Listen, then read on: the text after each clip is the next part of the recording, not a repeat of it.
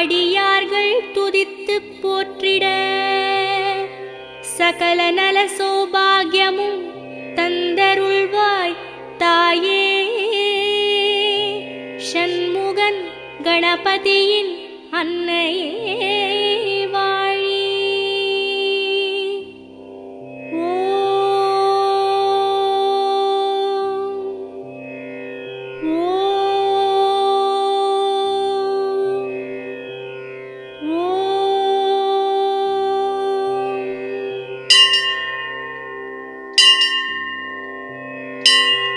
வேர்க்காட்டில் உரைகின்ற வித்தகியே போற்றி.